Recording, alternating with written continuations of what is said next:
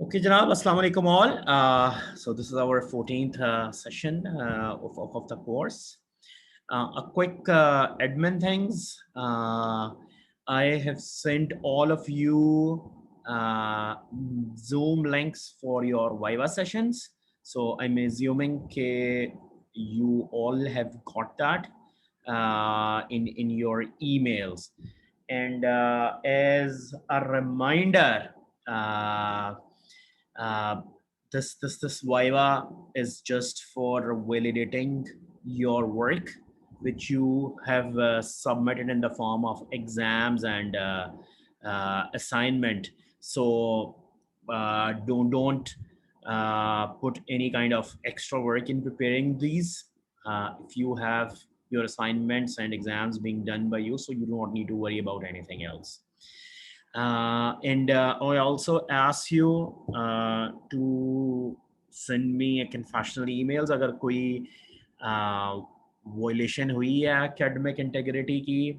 I would appreciate that because it's sad. I can see few students obvious academic integrity की violations हुई हुई हैं उनके exams के अंदर. I can clearly see that, and I'm hoping कि वो students मुझे ज़रूर confessional emails भेज देंगे because it will be very sad for me to refer to any case to the university disciplinary committee. This is the last thing which I really wanted to do on this. Acha ji, so coming back to our agenda for today, in fact tonight now. So we were discussing vector calculus, different concepts. So last time we looked over the divergence. Let's look over curl today, and we'll wrap our discussion on vector calculus. I've also posted assignment.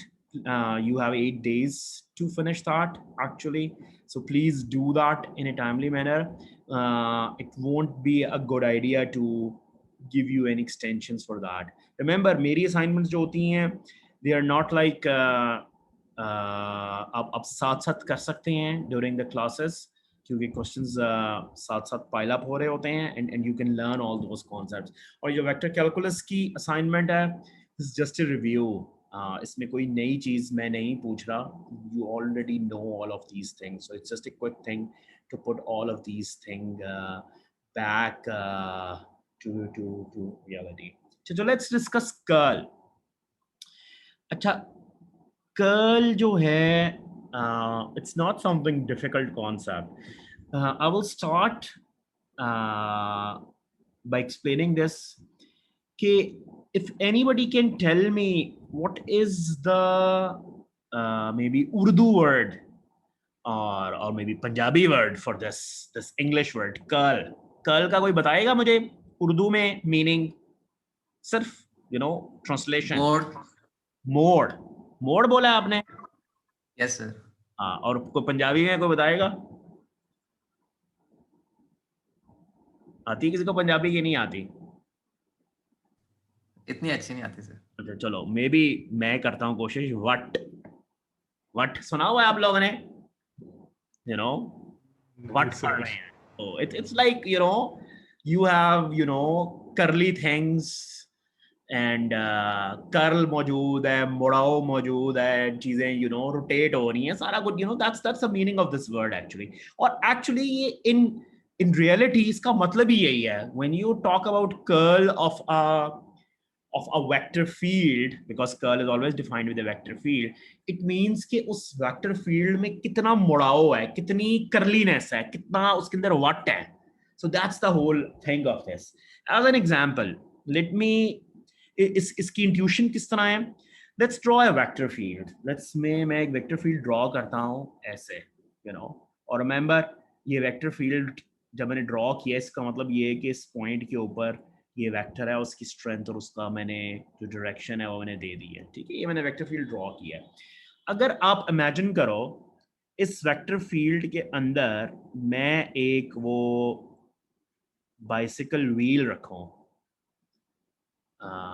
Bicycle wheel रखूं अगर मैं इसके अंदर. So what do you expect? Will this wheel will rotate or not, what would happen? ये क्या होगा इस wheel के साथ? Let's say as an example, maybe ये फोर्स फील्ड है, फोर्स फील्ड है, ऊपर नीचे फोर्स लग रही है कुछ, ये it's just a generic concept, मैं एक एग्जांपल दे रहा हूँ। तो अगर मैं ये पेडल व्हील इसके अंदर रखूंगा, ये बाइसिकल व्हील रखूंगा, क्या होगा इस व्हील के साथ? कोई बताएगा मुझे? सर स्टेशनरी रहेगा क्योंकि ऊपर से फोर्स लग रही है, नीचे से भी उतनी लग रही है, तो कोई स्टेशनरी क्यों रहेगा? नहीं है। नहीं, ये यस साथ सर। साथ चलना नहीं शुरू हो जाएगा इसके साथ? हाँ सर, आगे जाएगा बट रोटेट नहीं होगा। रोटेट नहीं होगा। और अगर मैं इसको यहाँ पर एक डंडा डाल के इसको वो like if you like you see this thing, अगर I should have that wheel with me any nevertheless, let's say अगर ये व्हील है और मैं यहाँ पर इसको कर देता हूँ, बिल्कुल स्टॉप कर देता हूँ यहाँ पर एक्सेस डाल के, तो जो फोर्स लग रहा हो, तो this won't rotate, this would just move forward, ठीक है? सो ये नहीं रोटेट करेगा, this wheel is not rotate, curl नहीं करेगा, इसमें वट नहीं बढ़ेंगे इस व्हील के अंदर, राइट? सो इस वेक्टर फील्ड के अंदर कर्लीनेस नहीं है, इसका कर्ल 0 है। ऑन द अदर हैंड, अगर मैं एक vector, on the other hand, if I draw another vector field, जो कि ऐसा है, रिड्यूस हो रहा है and something like that, reduce हो रहा है, और इसके दरमियान में मैं पैडल व्हील रखता हूं, जिसको मैंने इस एक्सिस के ऊपर वो फिक्स कर दिया है। अब क्या होगा इस व्हील के साथ? You can see this thing, that this wheel will rotate in this direction, right? It will rotate in this direction. इसका मतलब है इस वेक्टर फील्ड के अंदर थोड़े से कर्लीनेस मौजूद है, वट मौजूद है, इसका कर्ल एग्जिस्ट करेगा, the curl of this vector field would exist, or curl basically we can say this thing that यहाँ हम एक और वर्ड भी इस्तेमाल कर सकते हैं, सर्कुलेशन होगी वेक्टर फील्ड की, there would be circulation of the vector field. So अगर मैं इसको फॉर्मली, ये तो होगी इंट्यूशन, और भी मैं मजीद इस पे एनिमेशन आपको दिखाता हूँ, लेकिन अगर मैं फॉर्मली डिफाइन करूँ इसको, फॉर्मली मैथमेटिकली डिफाइन करो, curl of F is represented by cross product between this vector field f and this operator del, और इसकी जो definition है, this is this guy, that f dot dl over a closed contour per unit area as the area shrinks to 0। अब कितने लोगों को नजर आ रहा है कि अगर ये इंटीग्रल एग्जिस्ट करना चाहिए, अगर ये इंटीग्रल एग्जिस्ट करेगा, जिसका मतलब यही है कि अगर लेट्स से मैं मैंने लूप बना दिया, मैंने लेट्स से इस पैडल व्हील की जगह आप समझो कि ये मैंने एक कॉन्टूर बना दिया है, क्लोज्ड कॉन्टूर सी, और ये उसका क्लोज्ड एरिया है, ठीक है, ये उसका ओपन एरिया है। सो आप ये देख सकते हो कि ये जो वेक्टर फील्ड है, जब मैं इस पूरे कॉन्टूर पे एफ डॉट डी एल करूंगा, so you can see that it's 0 on this, on this, because आपको नजर आ रहा है जो मैं इस डायरेक्शन में जाऊंगा, जो यहाँ पर एक प्रोजेक्शन है, वो जब मैं इस डायरेक्शन में जाऊंगा वो ऑपोजिट होगा और वो 0 हो जाएगा। लेकिन इस केस के अंदर जब मैं एफ डॉट डी एल करूंगा लॉन्ग ए कॉन्टूर, ये नॉन जीरो है, बिकॉज यहां पर वेक्टर कुछ और है और यहां पर वेक्टर कुछ और है। So I will have a kind of a net circulation which is present. और again just like a divergence, अगर मैं इस एरिया को छोटा करता जाऊंगा, टेनी बिटी स्पॉट पे चला जाऊंगा, दैट इज द कर्ल, और कर्ल जो है वो एक पॉइंट पे डिफाइंड होगा, जस्ट लाइक द डाइवर्जेंस। अब ये जो डेफिनेशन है, this is very inconvenient to invoke, to apply to any vector field to figure out the curl. So आप लोगों ने देखा हुआ है उसका alternate definition, which is actually equal to, आपने अपने कैल 2 के कोर्स के अंदर ये देखा हुआ, इसका प्रूफ नहीं मैं करूंगा, you have seen that, but I would just right it here, you know, cross product between, ये उसके यूनिट वेक्टर्स हैं ऊपर, ये डेल ऑपरेटर है, पार्शियल वाई पार्शियल जी, ये वेक्टर है, ये वाला, this is del operator, and let's say this is the vector fx fy fz, right? और ये उसकी, ये जो आपका ये जो कर्ल है of which is more convenient to know by doing the cross product, which is equal to what? Partial fc over partial y minus partial fy over partial z, ax direction ये vector है, minus partial f z over partial x minus partial f x over partial z ay plus partial f y over partial x minus partial fx over partial z in the ay direction. ये curl की more easier definition hai to apply, and similarly just like divergences, this one will be different in different coordinate systems, ठीक है? Cylindrical coordinate system के अंदर ये ऐसा होगा, again वही बात है इसके अंदर कि अगर जैसे r fi को आप r से मल्टीप्लाई करोगे फिर इसका डेरिवेटिव रिस्पेक्ट टू r लोगे, और सफेरिकल में डिफरेंट होगा, just like the one we had the divergences were the different in spherical and cylindrical coordinate system. So इस चीज को मिस अप नहीं करना आपने। अच्छा, कमिंग बैक, हम थोड़ा सा भी इसको अपने इस डिस्कशन को भी हमने कर्ल को सही तरीके से समझना है, अभी हमें सही समझ नहीं आई मुकम्मल तौर पर।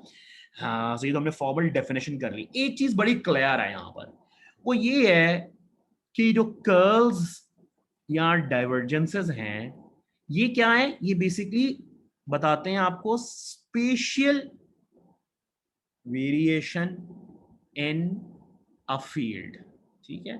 स्पेशल वेरिएशन कितनी है एक फील्ड में, बिकॉज ये डेरिवेटिव्स जो हैं ये बिल्कुल उसी, ये स्पेशल डेरिवेटिव्स हैं x y z, और ये आपके यूनिट वेक्टर हैं, they tell you about the special derivatives. Sir, जहाँ पे आपने डेफिनेशन लिखी है कर्ल की, वहाँ पे a z नहीं होना चाहिए यूनिट वेक्टर नीचे? Oh ये yes, जो yes, you're right. Sir delta FX के नीचे डेल्टा वाई नहीं होना चाहिए? किधर? जो आपका आखिरी कंपोनेंट है delta f x over delta z अपन लिखा है, वो डेल्टा एफएक्स ओवर वाई नहीं होना चाहिए? yes. So जब मैंने ये किया है, जी, this is y, partial y, yeah, ठीक हो गया, थैंक यू, ठीक है। सो ये वेक्टर क्वांटिटी है। अच्छा, अब थोड़ा सा इसका वो देखते हैं हम, कुछ इसकी वो दोबारा एनिमेशंस देखते हैं, कुछ चीजें देखते हैं, and then let's go from there. So एक सेकंड मैं वो आपको खोल के दिखाता हूँ। सो या, so that's the curl. So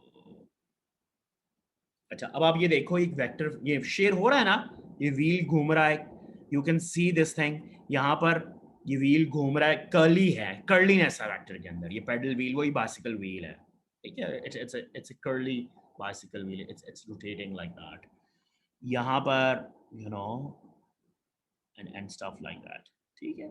so this is the, and remember important point ये है, वो देखो कर्ल की नीचे ये यहाँ पर आपको हर, यहाँ पर कर्ल का नंबर एक आ रहा है, हर पॉइंट पे कर्ल डिफरेंट है इस केस के अंदर, ठीक है? Every point is a different curl, so curl is defined on points, on different points, जैसे वो definition थी that you shrink the area to 0। अच्छा, एक बड़ा खूबसूरत है साउंड डेमो, मुझे बताइएगा आप लोगों को साउंड आ रही है कि नहीं आ रही? Can you here the sound? Yes sir.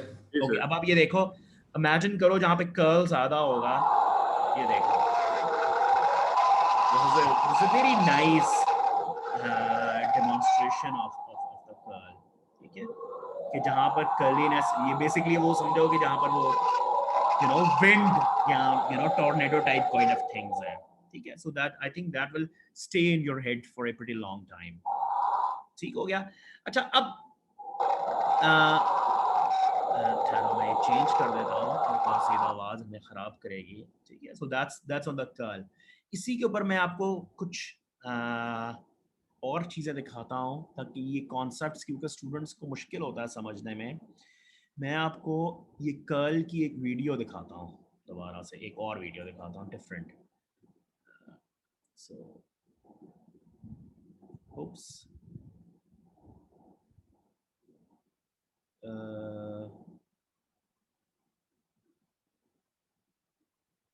ये क्या हुआ? Can you see this video? ये वीडियो नजर आ रही है आप लोगों को? No sir. अच्छा ठहर जाओ, मैं दोबारा दिखाता हूँ।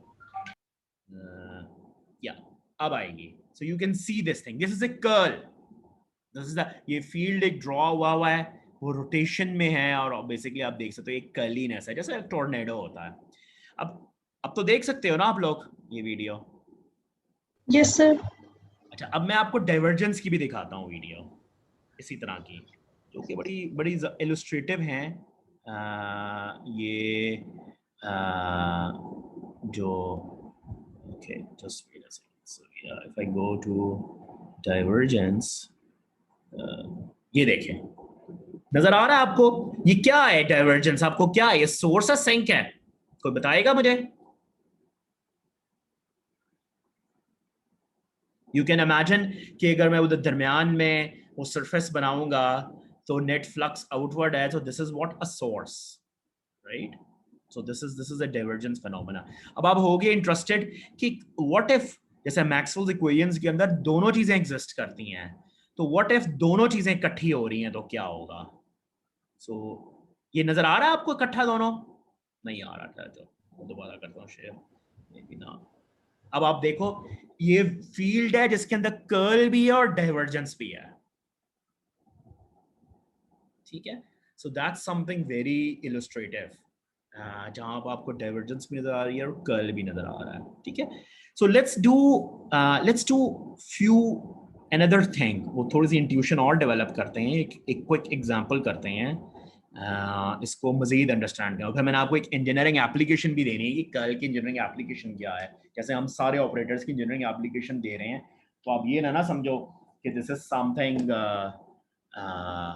जो है वो बस एब्स्ट्रैक्ट ही है, इट्स नॉट लाइक दैट।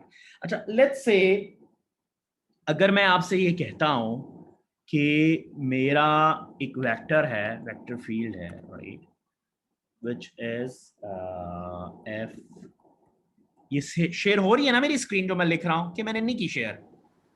नहीं सर। नहीं सर। अच्छा नहीं की शेयर मैंने, ओके अब शेयर हो रही है, ठीक है, अब हो रही है ना?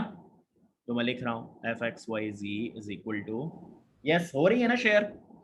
जी जी सर। Yes sir. तो जी ए वाई, लेट्स से ये मेरा फील्ड है, ठीक है। अब मैंने ये जानना है कि इसका कर्ल है कि नहीं है। एक तो वो जो आप लोग मैथ के कोर्सेज में करते हो, यू डू मैथ्स के कोर्सेज में कि चुप करके ये फार्मूला लगाओ और एंड फिगर आउट कर्ल क्या, लेकिन नहीं, हम थोड़ी सी इंट्यूशन से निकालते हैं इसका कर्ल क्या, वो मैं फार्मूला भी लगाएंगे और फिर उसका कर्ल निकालेंगे। इंट्यूशन क्या है? Let's draw this vector, right? ये मेरा z है और ये मेरा y कोऑर्डिनेट है। ये वेक्टर कैसा होगा? जैसे जैसे मैं z, क्योंकि रिमेंबर वेक्टर रिप्रेजेंट होता है एक मैग्नीट्यूड से और एक डायरेक्शन से। सो जैसे जैसे मैं z में ऊपर जा रहा हूँ ये वेक्टर का कोऑर्डिनेट बढ़ता जा रहा है, तो ये यही वेक्टर है एक्चुअली जो भी मैंने ऊपर ड्रॉ किया है, जिसका कर्ल हमें पता है एग्जिस्ट करता है। ठीक हो गया? ठीक है, ये वेक्टर है ये जो ड्रॉ हुआ है। अब इसमें जब मैंने पैडल व्हील रखा था तो मुझे बताओ ये किधर रोटेट करेगा?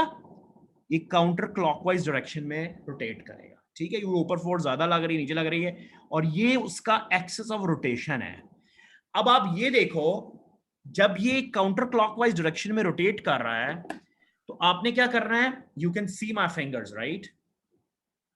जो कर्ल की डायरेक्शन है, जिसमें वो कर्ल है, वो फिंगर्स को कर्ल करो और thumb will be pointed inside. So जब thumb will be pointed inside, वो होगी कर्ल की डायरेक्शन। सो बेसिकली ये इनटू द पेज है, इनटू द पेज है। तो अब अगर हम ये देखें, जो हमारा राइट हैंडेड कोऑर्डिनेट सिस्टम है, x cross y is equal to z है, तो पॉजिटिव x कहां पर होगा हमारा? Where would be the positive x? Positive x would be out of the page for this. So इसका मतलब है मेरे कर्ल की डायरेक्शन जो है वो माइनस ax है। और एक आप देख सकते हो कि क्योंकि z a y है, मैं जिस मर्जी पॉइंट के ऊपर जाऊं मेरा जो पैडल व्हील है it will rotate in the same way, और उसकी यही डायरेक्शन रहेगी। सो हम क्विकली जब इसके ऊपर ये फॉर्मूला लगाते हैं, ये जो है जब मैं ये लगाऊंगा इसके ऊपर, सो यू कैन सी मेरा कर्ल क्या निकलेगा। You can see this thing कि ये पार्शियल एफ जी और पार्शियल वाई ये जीरो है, बिकॉज ये सिर्फ वाई कंपोनेंट है इसके अंदर। पार्शियल एफ वाई और पार्शियल जी ये एग्जिस्ट करता है, तो ये क्या है -1 मैग्नीट्यूड और ए एक्स आ जाएगा। ये जीरो है, ये जी कंपोनेंट है नहीं, एक्स कंपोनेंट है नहीं, वाई कंपोनेंट है नहीं, एंड एक्स कंपोनेंट है नहीं। तो यू कैन सी कि हमने इंट्यूशन से जो निकाला है वो बिल्कुल मैच कर रहा है जो हमने मैथमेटिक्स की है। ठीक हो गया। So this is very important thing. अच्छा, अब ये एक्सप्लेन कर दें दोबारा कि ये हमने -1 एक्स इंट्यूशन से किस तरह निकाला है और मैथमेटिकली किस तरह निकाला है? इंट्यूशन से इस तरह निकाला ना कि ये देखो ये paddle wheel is rotating in this X direction clockwise, in the clockwise direction. So fingers को कर्ल करोगे तो थंब इनटू द पेज जाएगा, वो है -ax डायरेक्शन, बिकॉज मेरा जो कोऑर्डिनेट सिस्टम है वो मैंने z और y ऐसे रखा है, तो राइट हैंड कोऑर्डिनेट सिस्टम में मेरा x out of the page होगा, तो मेरा जो कर्ल की डायरेक्शन है वो इनटू द पेज है, इसका तो -ax है। ठीक है, ठीक हो गया। और फॉर्मूले से हम सिंपल ये कर्ल ऑफ f, ये जो कोई फॉर्मूला है that's just put it there and you will get the curl. ठीक हो गया। सो ये आपको नजर आ रहा है कि ये इस फील्ड का सिर्फ y कंपोनेंट है। y कंपोनेंट कहां से पता चलता है? क्योंकि यूनिट वेक्टर ए वाई में ओनली y कंपोनेंट है। सो सिर्फ ये चीज पॉसिबल है या ये पॉसिबल है, बाकी तो सारे जीरो हैं। तो ये विद रिस्पेक्ट टू x तो इसमें वेरिएशन है नहीं है, इसका मतलब this is zero for this. So this becomes z के लिए माइनस, और ये कांस्टेंट कर्ल है जैसे हमने एंटिसिपेट किया था। लेकिन ऑब्वियसली अगर ये z स्क्वायर हो जाए एज एन एग्जांपल, ठीक है, ऑब्वियसली उसके थोड़े से कर्ल हाथ से इंट्यूशन से निकालने थोड़े से शायद चैलेंजिंग हो जाए, लेकिन बेसिक इंट्यूशन तो आपकी तरफ होगी। तो ये zax आ जाएगा, विच यू कैन 2zax आ जाएगा, एंड यू कैन सी कि वो फिर कर्ल हर पॉइंट पे z डिपेंडेंट कर्ल है, it's not a constant curl.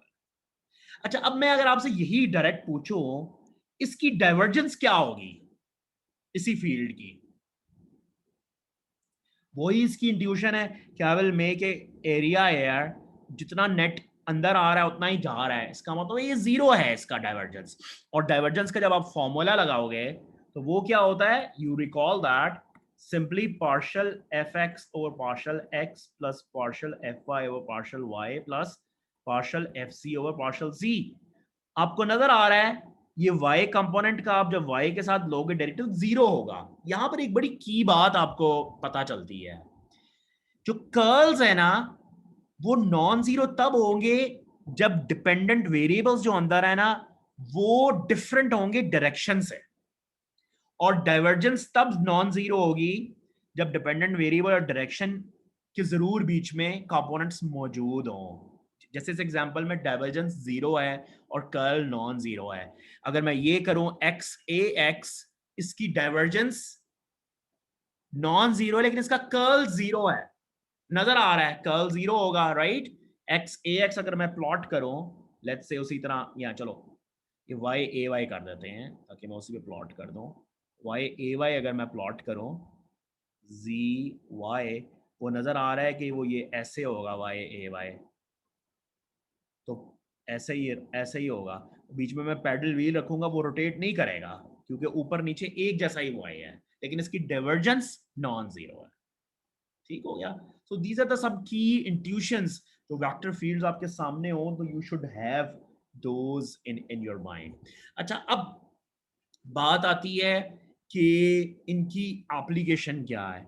एक तो इसकी बड़ी खूबसूरत एप्लीकेशन है वेदर प्रेडिक्शंस के अंदर। Actually you may have seen भी इस तरह के ट्रेंड्स, विंड ट्रेंड्स नजर आ रहे होते हैं। बेसिकली वो कैसे प्रिडिक्शन कर रहे होते हैं और वेलोसिटीज कैसे निकाल रहे होते हैं, वो ये डाइवर्जेंसेस एंड कर्ल्स ले रहे होते हैं in in in in weather fields की actually to figure that out. ठीक है, सो मोर इसकी एक, अगर हम इंजीनियरिंग एप्लीकेशन की बात करें ना, सो अगर मैं यहाँ पर ये लिखूं मैक्सवेल की इक्वेशन डेल क्रॉस ई, अभी हमें पता नहीं है ये क्या इक्वेशन है, हाँ, लेकिन जस्ट एक मैथमेटिकल इक्वेशन है। अगर आप मुझे ये बताओ, अगर इसमें डेल क्रॉस ई 0 होगा, इसका मतलब ये है कि इस इलेक्ट्रिक फील्ड, इस वेक्टर की स्पेशल डिपेंडेंस कोई नहीं है। और अगर ये नॉन जीरो होगा तो इसका मतलब है इस इक्वेशन में स्पेशल डिपेंडेंस भी है और टाइम डिपेंडेंस भी है। सो बेसिकली एक बड़ी बड़ी वास्ट एग्जांपल ये है कि जब वेव्स होंगी, आप ये प्लीज रिपीट कर देंगे? हाँ, सो बेसिकली आप, अगर मैं ये कहूँ ना, जैसे ये मैक्सवेल की इक्वेशन है, मैक्सवेल की इक्वेशन ये जो लिखी हुई है आपके सामने, del cross E is equal to minus partial B और पार्शियल टी। अभी हम इसकी फिजिक्स देखेंगे बाद में क्या है, it's just a mathematical equation मैंने आपके सामने आप अज्यूम करो लिखी है। If the curl here is zero, इसका मतलब ये है कि ये जो वेक्टर फील्ड है इसकी स्पेशल डिपेंडेंस कोई नहीं है एक किस्म की, यानी इसमें वट नहीं है, इसमें कर्लीनेस नहीं है, इसमें जीरो है, जिसका मतलब ये है कि टाइम डिपेंडेंस भी शायद कुछ भी ना हो। लेकिन अगर ये कर्ल नॉन जीरो होगा ना, यू कैन सी इस इक्वेशन के अंदर आपको स्पेस और टाइम दोनों मिल रहे हैं। और आपको पता है स्पेस और टाइम किस किस्म के सिस्टम्स के अंदर होते हैं, जहां पर you have waves. whenever you have waves you will have non-zero curl actually। और इसको मजीद एलाबोरेट करेंगे आगे आने वाली एग्जांपल्स में। तो इंजीनियरिंगली आपकी हर जगह जहां पर वेव्स मौजूद हैं, आपकी करंट वेव्स हो गई, वोल्टेज वेव्स हो गई, इलेक्ट्रिक फील्ड वेव्स हो गई, कुछ भी हो जाए, हाँ, ये सेलुलर फोन सिग्नल्स हो गए, they all have non zero curl. अगर कर्ल नहीं ना होगा, अगर कर्ल नॉन जीरो होगा ना, तो हर चीज सीज कर जाएगी। मेरा बोलना आप तक नहीं पहुंचेगा, सूरज से लाइट नहीं मेरे तक पहुंचेगी, एंड सो फोर्थ। और आप देखोगे इस चीजों को जो मैं बात कर रहा हूँ ये ट्रू है आगे आने वाले क्लासेस के अंदर, जब हम वेव्स को डिस्कस मजीद करेंगे in the form of fields. So curl has a lot of engineering applications. अब इस इक्वेशन को आप देख के मैथमेटिकली थोड़ा सा आपको अंडरस्टैंडिंग भी होना शुरू हो जाएगी क्या है मैक्सवेल की इक्वेशन। ठीक हो गया। So that's on the curl. इसी से रिलेटेड जैसे हमने डाइवर्जेंस थ्योरम डिस्कस किया था last time, we have a Stokes theorem and I am gonna write it here without proof, लेकिन हम उसको अब मैथमेटिकली उसको जान सकते हैं वो क्या है। स्टोक्स थ्योरम कहता है that del cross F dot ds is equal to f dot dl in the contour। ठीक है, सो ये एक थ्योरम है। कोई एक चंद सेकंड के लिए पॉज लेते हैं और इस जो थ्योरम मैंने लिखा है, अब आपको you know the meaning of these terms, ये तमाम टर्म्स का मीनिंग आपको पता है। हम इसकी इंग्लिश बोलने की कोशिश करते हैं। So let's take a pause and think in your mind about this theorem. Just take few seconds pause.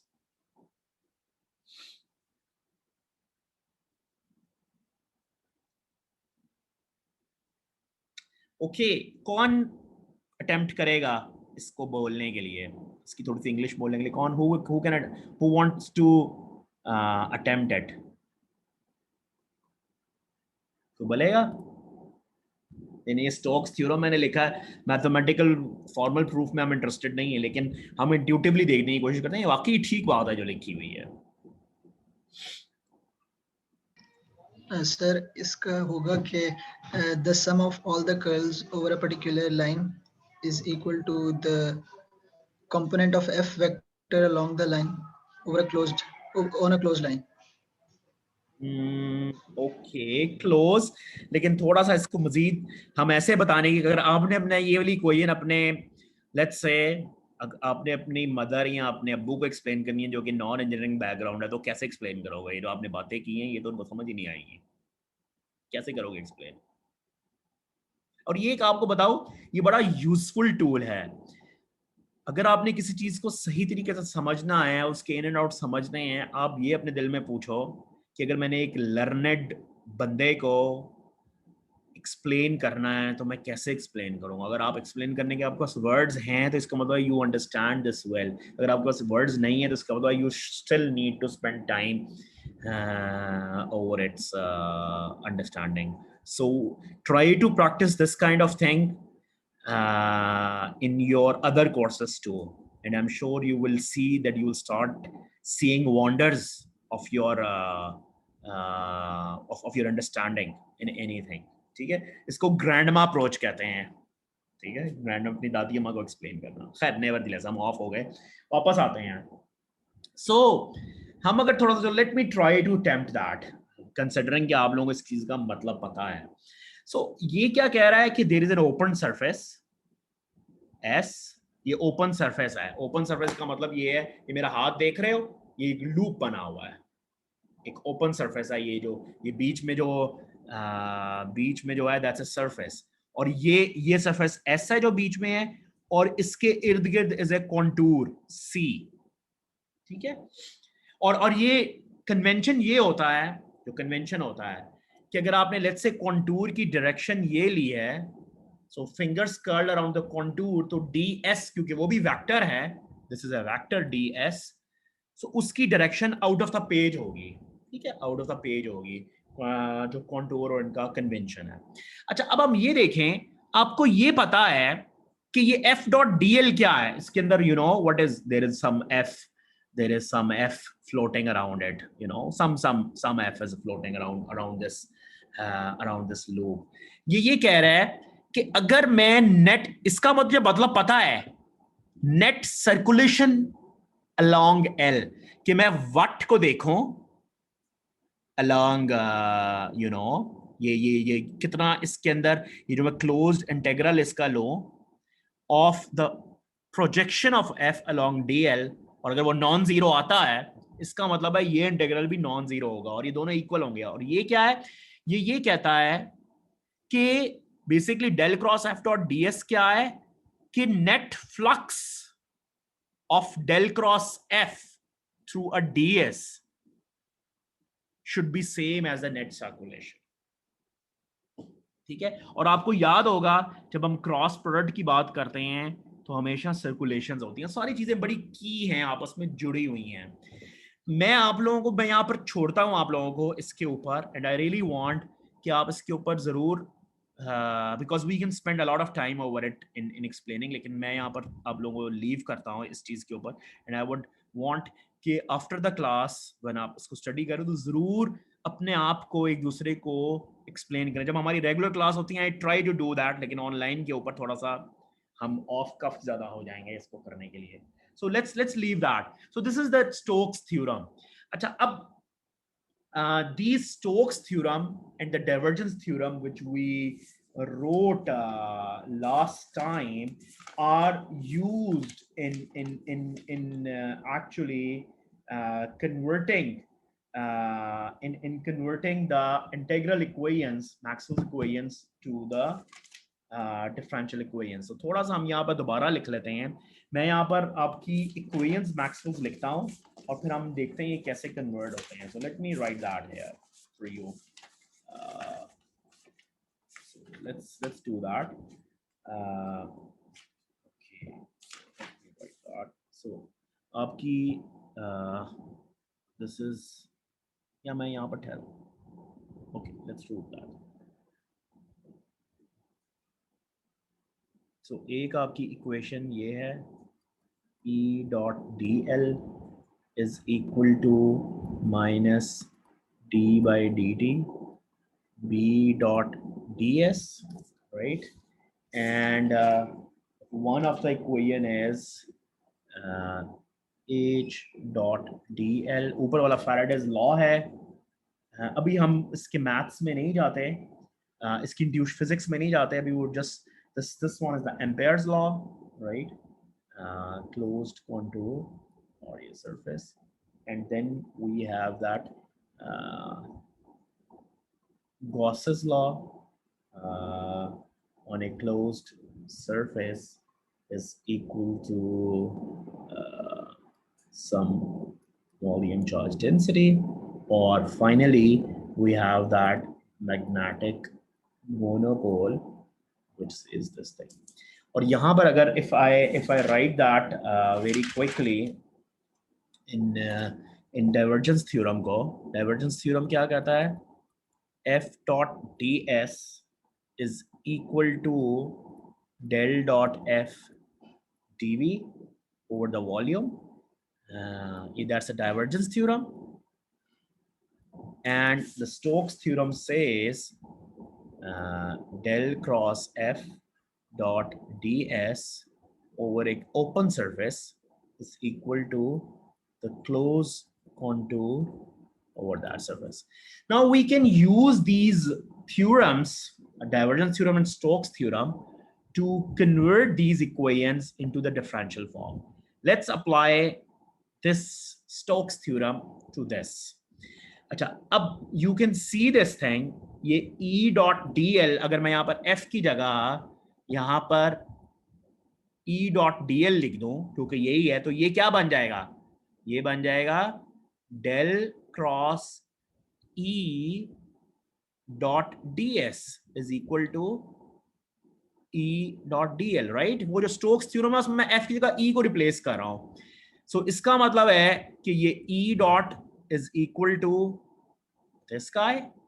So which we can say this thing, that del cross E dot ds is equal to minus d by dt b dot ds over the surface. So ये integrals हैं दोनों एक ही जैसे, तो we can eliminate them and we reached to this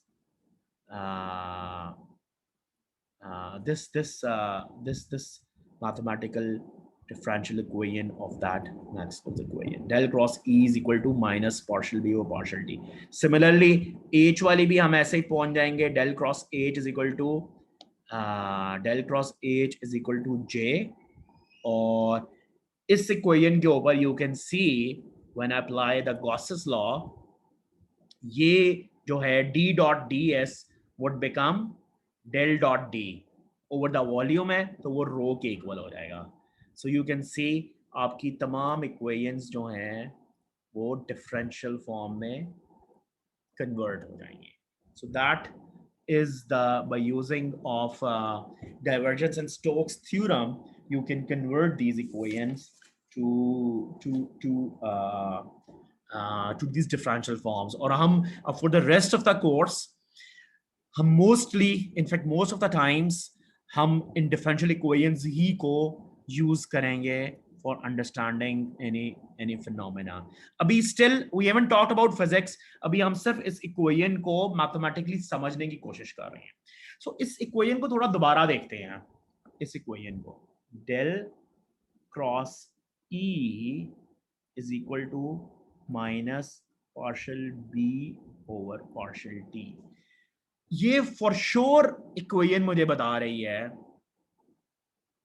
कि अच्छा, मैंने यहाँ पर ये कंप्लीट इक्वेशन नहीं लिखी. This was J dot ds. I should have write that. आप लोगों ने शायद अभी डिस्प्लेसमेंट करंट नहीं देखा होगा, but it's okay, I can write that. Partial D over partial T. So this would become partial D over partial T. अच्छा, अब मैं अगर इस इक्वेशन को देखूं सिर्फ मैथमेटिकली, कोई मुझे बताएगा ये कितनी इक्वेशंस हैं? इज इट वन इक्वेशन या it is more equations, more than one equations? कोई बताएगा मुझे? ये वेक्टोरियल इक्वेशन है. रिमेंबर, जो इलेक्ट्रिक फील्ड है वो एक लेट्स से इलेक्ट्रिक फील्ड नहीं, हम कहते हैं ई वेक्टर जो है, this is equal to what? EX in general, EY AY plus EZ AZ. और वो जो b वेक्टर है वो भी कोई वेक्टर है, हमें नहीं पता अभी उसकी फिजिक्स क्या है, अभी हम सब मैथमेटिकली देख रहे हैं, by ay bz az. Can you see how many equations of this one equation contains? Yes, कोई बोलेगा जी? 3 equation कैसे 3? How do you know there are 3 equations? Sir हमारे वेक्टर के 3 कंपोनेंट्स हैं, तो तीनों को कंपेयर कर सकते हैं आपस में। कैसे? ये कैसे, मुझे थोड़ा सा कंफ्यूजन हो रही है, यानी कि क्या करूं? ये चलो, ये तो चलो ठीक है, okay, I am gonna write that del cross E, चलो वेक्टोरियल है, मैं लिख लेता हूँ minus partial B x over partial t a x minus partial B y over partial t a y minus partial B z over partial t a z. चलो B को तो मैंने लिख लिया। ये क्या चीज है? इस इधर कहाँ है ये? यहाँ तो 3 टर्म्स है, 3 इक्वेशन तो नजर नहीं आ रही। क्रॉस प्रोडक्ट लेंगे तो आ जाएंगे। या सो बेसिकली आप अगर ये देखा ना, ऊपर जो हमने लिखा था ये डेल क्रॉस ई या डेल क्रॉस एफ, इसके भी 3 कंपोनेंट्स हैं, एक ax, एक ay और एक az. So this equation in fact has 3 equations. एक इक्वेशन क्या बन जाएगी? डेल क्रॉस ई का जो x वाला पार्ट है वो किसकी इक्वल है? Partial E z over partial y minus partial E Y over partial z, ये x डायरेक्शन में है। सो इसको मैं लिख सकता हूं कि ये इसके बराबर है, क्योंकि वेक्टोरियल इक्वेशन है ax, so that would be my one equation for the x component. Similarly, I have another equation for the y components, and similarly I will have another equation for the z components. So इसका मतलब है ये जो एक curl equation मैंने लिखी है, this is in fact how many equations? 3 equations. ठीक हो गया? किसी को इसमें प्रॉब्लम तो नहीं है ना? ये मैथमेटिकली अभी हम बात करें, अभी हम फिजिक्स को नहीं देख रहे। I just emphasizing on the math aspect over it. Similarly, this would also have 3 equations. How many equations this guy would have? Del dot D is equal to rho v. इसमें कितनी equations होंगी? 1 sir. Yes, 1, because ये scalar है, so this will have just a 1 equation. Similarly, this is also 1 equation. We're talking about mathematics here. ठीक है? अच्छा, अब ये इसको अगर मैं इस मैक्सवेल इक्वेशन को मैं थोड़ा सा आपको बताए बगैर अभी लिखने लगा हूँ, अभी मेरे साथ रहिए, लेकिन मैंने एक पॉइंट और मेक करना मैथमेटिकली। ये जो b है, this is equal to mu h, और del cross h is equal to j plus वो जो d था वो epsilon partial e over partial t के इक्वल है। अब आपको नजर आ रहा है, इसको हम इन 2 इक्वेशंस को बिल्कुल मैथमेटिकली देख रहे हैं, ठीक है? इधर उधर नहीं जा रहे हैं, हम फिजिक्स में नहीं जाने लगे, सिर्फ मैथमेटिकली देख रहे हैं। इन 2 इक्वेशंस को देख के आपको क्या नजर आता है कि इसके अंदर E और H आपस में कपल्ड इक्वेशंस हैं, they both are coupled equations, right? मुझे नजर आ रहा है कि कर्ल ऑफ E, ऑब्वियसली अगर कोई सेंस बनने चाहिए तो कर्ल्स एग्जिस्ट करने चाहिए, अगर कर्ल्स एग्जिस्ट नहीं करेंगे तो ये सब जीरो हो जाएगा, राइट? ये मैथमेटिकली नजर आ रहा है ना आपको बात? This is not possible. अगर कर्ल जीरो हो जाएगा तो कुछ भी नहीं होगा, वो सारी इक्वेशन जीरो हो जाएगी, ठीक है? सो इसका मतलब कर्ल्स एग्जिस्ट करेंगे, इसका मतलब स्पेशल डेरिवेटिव्स यहां पर एग्जिस्ट करेंगे, और यहां पर टाइम डेरिवेटिव्स एग्जिस्ट करेंगे E और H के, और E और H के स्पेशल डेरिवेटिव्स भी एग्जिस्ट करेंगे। इसका क्या मतलब है? E और H की क्या फॉर्म नजर आ रही है आपको? E and H are waves. They are changing both in space and time. In equations को देख के नजर आ रहा है।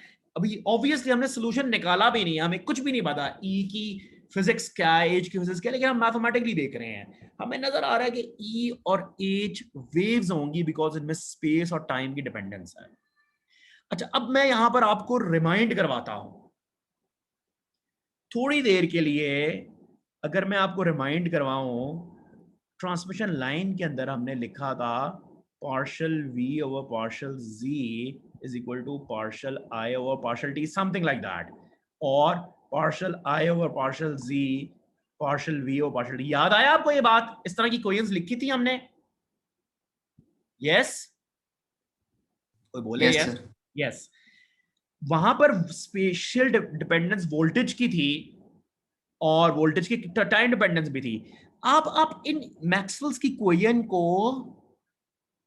Can you think, imagine in your mind mathematically, वो जो वोल्टेज और करंट की क्वेश्चन हमने लिखी थी ट्रांसमिशन लाइन के अंदर, और दिमाग में देखो किस किस्म के सॉल्यूशंस बन रहे होंगे।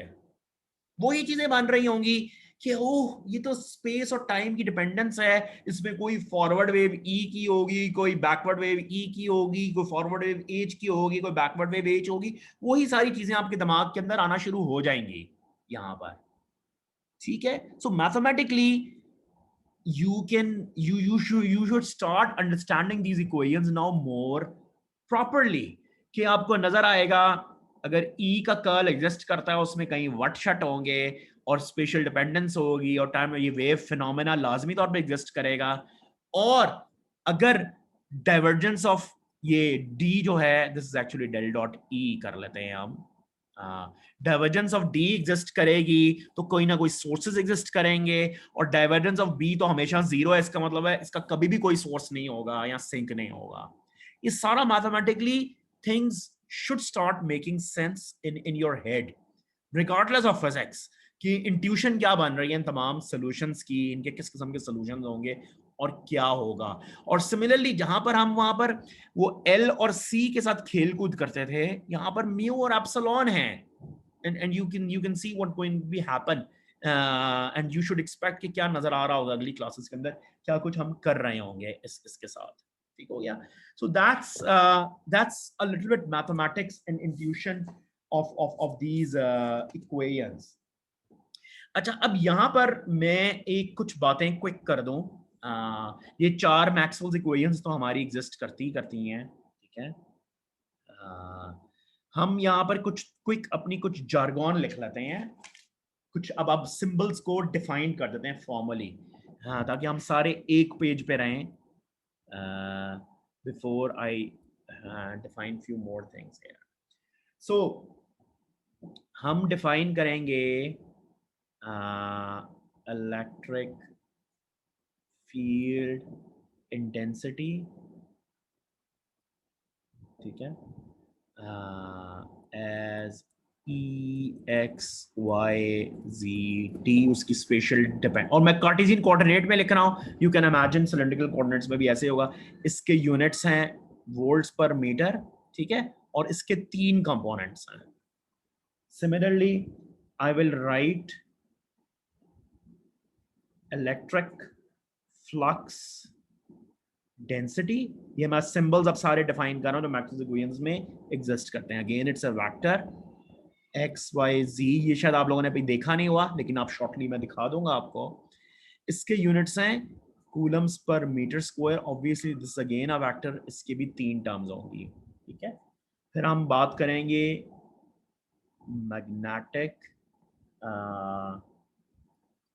फील्ड इंटेंसिटी की, ऑलराइट, इसका सिंबल H है, X Y G T dependence होगी, इसके यूनिट्स हैं एम्पियर्स पर मीटर, अगेन इसके भी 3 कंपोनेंट्स होंगे।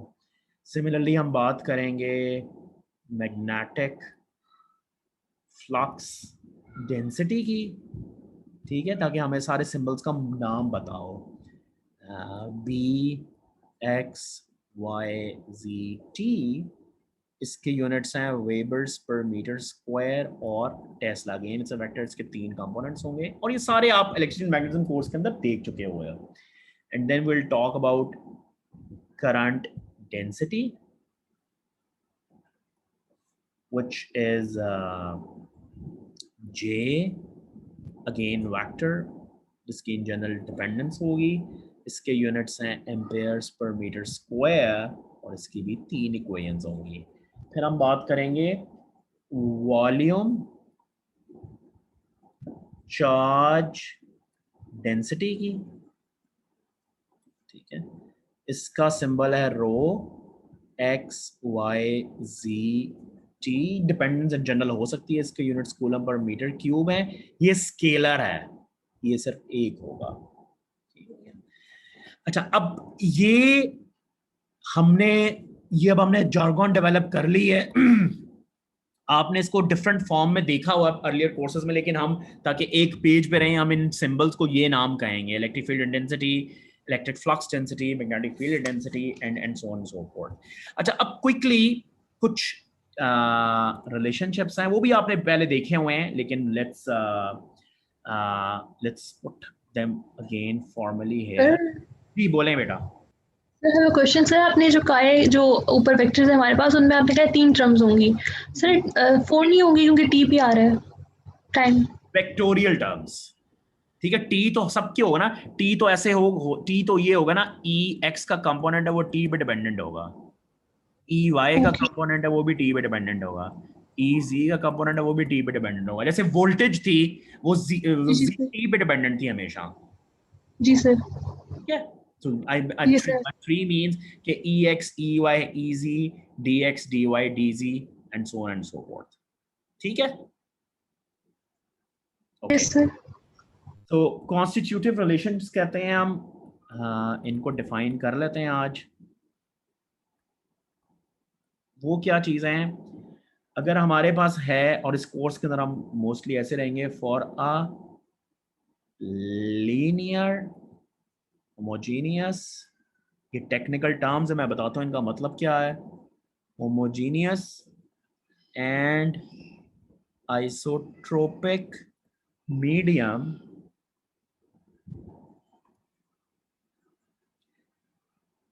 अच्छा, हम कंसिडर कर रहे हैं linear, homogeneous and isotropic medium. Linear medium का मतलब ये है कि जो मीडियम कैसे डिफाइन होता है, एप्सिलॉन, म्यू एंड कंडक्टिविटी, यही पैरामीटर है ना एक मीडियम के, जनरली जो हमें जिसको हम कंसिडर करते हैं, जिन पर सारी चीजें डिपेंडेंट करती हैं। हम ये कहेंगे कि जो पैरामीटर्स है ना वो independent, we can say this thing that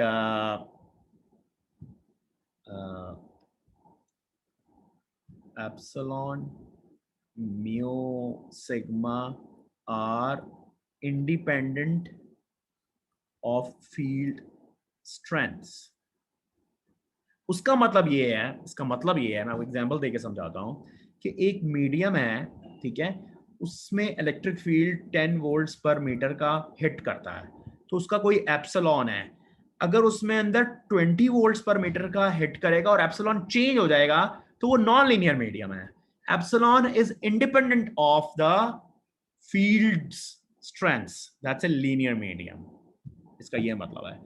homogeneous का मतलब ये है कि these epsilon, mu, sigma,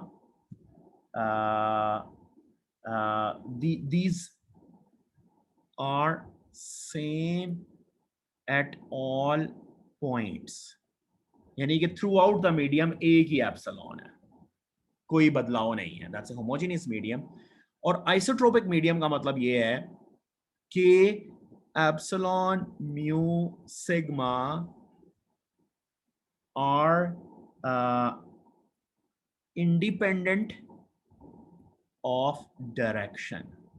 मतलब ये है कि अगर मैं मीडियम के x डायरेक्शन में देख रहा हूं तो ये नहीं है कि वहां पे एप्सिलॉन x है, y में देख रहा हूं तो वहां पे एप्सिलॉन y है, डिफरेंट, ऐसा नहीं है, कोई डायरेक्शन डिपेंडेंस नहीं है इन मीडियम्स की। सो दैट्स द assumption जो हम लेंगे। थोड़ा सा हम बदलेंगे आगे, एनिसोट्रोपिक मीडियम में जाएंगे, लेकिन ये बाकी assumptions हम नहीं बदलेंगे कभी भी। सो हमारा ये मीडियम है। अगर ये assumptions हो for a linear, homogeneous and isotropic medium, तो हम कहेंगे जो इलेक्ट्रिक फ्लक्स डेंसिटी वेक्टर है that is equal to epsilon E, ठीक है।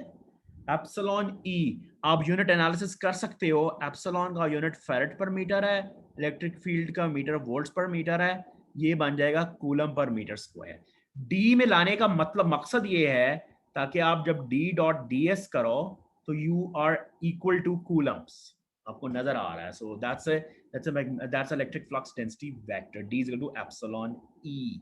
ठीक हो गया। Similarly magnetic flux density vector is mu h। ये बेसिकली आप इसको मैथमेटिकली इस तरह सोच सकते हो कि ये electric field is a vector being multiplied by a scalar epsilon, magnetic field is a vector being multiplied by scalar, that's a mu h। ठीक है। और b के यूनिट्स हेनरी पर मीटर हैं जो हमने ऊपर नहीं हेनरी पर मीटर नहीं है, b के हैं टेस्ला या वेबर्स पर मीटर स्क्वायर, h के हैं so that's this thing.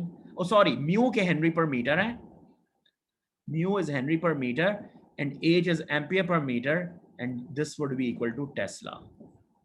And तीसरा constitutive relationship है J is equal to sigma E, current वाला, जो कि आपको पता है जो बेसिकली एक किस्म का ओहम्स लॉ टाइप है ये, क्योंकि एम्पेयर पर मीटर स्क्वायर है, ये वोल्ट पर metre, you can think like that, that's electromagnetics Ohm's law kind of thing, ये रिलेशनशिप है। And this one is your conductivity, और ये सीमेंस पर मीटर में है टाइम्स वोल्ट्स पर मीटर, तो ये आपका एम्पेयर पर मीटर स्क्वायर बन जाएगा अगर आप यूनिट एनालिसिस करोगे। ठीक है। और आपको नजर आएगा ये वेक्टर्स हैं, इसमें कितनी इक्वेशन होंगी, इसकी भी 3 इक्वेशंस होंगी, इसकी भी 3 इक्वेशंस होंगी और इसकी भी 3 इक्वेशन होंगी। ठीक हो गया।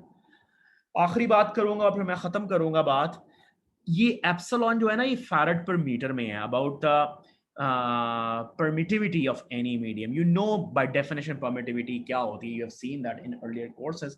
हम अक्सर औकात relative permittivity डिफाइन करते हैं जो कि इक्वल होता है मीडियम की permittivity ओवर फ्री स्पेस की permittivity, और ये यूनिटलेस क्वांटिटी होती है। So अगर आपको relative permittivity given हो, you just multiply it with epsilon naught and you can figure out the epsilon of a medium. Similarly, relative permeability usually we give, which is mu over mu naught. So ये अभी आखिर में मैंने सिर्फ jargon develop की है ताकि ये सारी चीजें एक पेज के ऊपर मौजूद हों, and we can refer them back, you can refer them back when we are discussing more things over it. ठीक हो गया। कोई question? So any question so far on this? ठीक है, चलें, अगर कोई questions नहीं है तो मैं recording stop करता हूँ, and next time we will discuss, we will formally start our treatment of Maxwell's equations। थोड़ा mathematically दोबारा recap करेंगे सारी Maxwell's equations को इकट्ठा रख के, मैथ को डिस्कस करते हुए आगे हम फेरेडेज लॉ का फिजिक्स को डिस्कस करेंगे अगली क्लास के अंदर। सो असाइनमेंट 3 के लिए कंटेंट सारा कुछ अब पोस्टेड है, वो आप देख सकते हैं, you can do the assignment 3, और ट्यूटोरियल सेशन भी एक होगा फ्राइडे को जो टीए रन करेगा। So there are no more questions, I am gonna stop recording. जी जी सर आपने लेक्चर के स्टार्ट में बताया था कि curl when curl is non zero and divergence is zero. जी जी सर वो आप रिपीट कर देंगे please. So what I was referring to that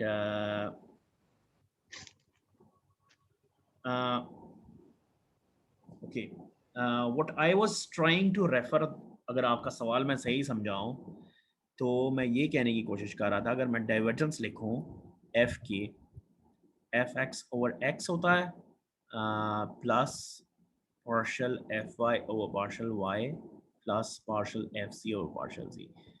mathematically आपको नजर आ रहा है कि डाइवर्जेंस नॉन जीरो तब होगी जब let's say x component exist करे और उसका x के साथ वेरिएशन हो, या y कंपोनेंट एग्जिस्ट करे और उसका y के साथ वेरिएशन हो, या z कंपोनेंट एग्जिस्ट करे उसका z के साथ वेरिएशन हो। ये ना हो कि z कंपोनेंट एग्जिस्ट करे लेकिन उसका वेरिएशन y के साथ हो और बस एक ही हो, तो इसकी डाइवर्जेंस जीरो है, मैथमेटिकली नजर भी आ रहा है। ठीक है, और इंट्यूटिवली भी वो जो हम एरिया में बात करते हैं वो पता चलता है। सिमिलरली कर्ल में आपको नजर आता है कि जो कंपोनेंट्स हैं उनकी वेरिएशन डिफरेंट वेरिएबल में हो, तब कर्ल नॉन जीरो होगा। अगर एक कंपोनेंट एग्जिस्ट करे, जैसे इसका कर्ल नॉन जीरो है, लेकिन अगर कहूं कंपोनेंट से y ay है तो उसका कर्ल जीरो है, लेकिन इसका डाइवर्जेंस एग्जिस्ट करता है। And obviously there are infinite possibility जब दोनों एग्जिस्ट करें। So was that your question? Yes sir, thank you sir.